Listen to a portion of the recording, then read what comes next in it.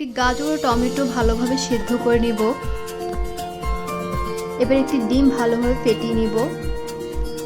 এই ডিমটি স্যুপের মধ্যে ব্যবহার করব, তাই ডিমটি ভালোভাবে ফেটিয়ে নিতে হবে।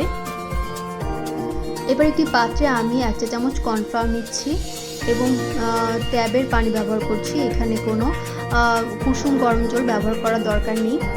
ভালোভাবে এটা আমি গুলিয়ে নিচ্ছি। গাজর ও টমেটো প্রায় সিদ্ধ হয়ে এসেছে। এবার আমি ব্লেন্ড করে নিব। এবার একটি পাত্রে আমি 1 চা চামচ ঘি নিয়েছি। আপনি চাইলে সাদা তেলও ব্যবহার করতে পারেন। এবার দিয়ে দিচ্ছি 1 কোয়া রসুন। রসুনটি কুচি করে নিয়েছি। রসুনটি ভাজা না হওয়া পর্যন্ত, লাল লাল হয়ে ভাজা না হওয়া পর্যন্ত ভেজে নেব।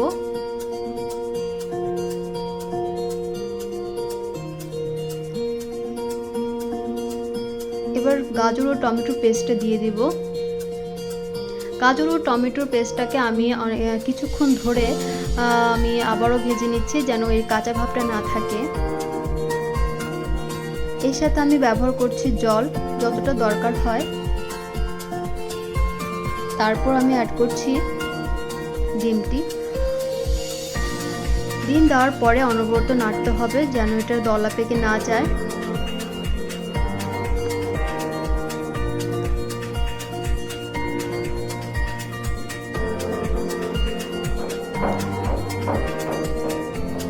এরপর 1 চা চামচ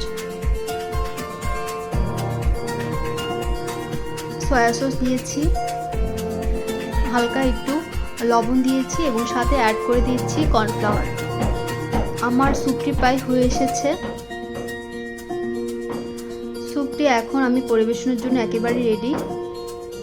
এভাবে করে বাচ্চাদের যদি খাওয়ানো হয় তাহলে তাদের মেধা বিকাশ এবং ওজন বৃদ্ধিতে অনেকাংশেই কাজ করে থাকে। কে কোথায় আমার ভিডিওটি দেখছেন, কোত্থেকে দেখছেন জানাবেন আমাকে।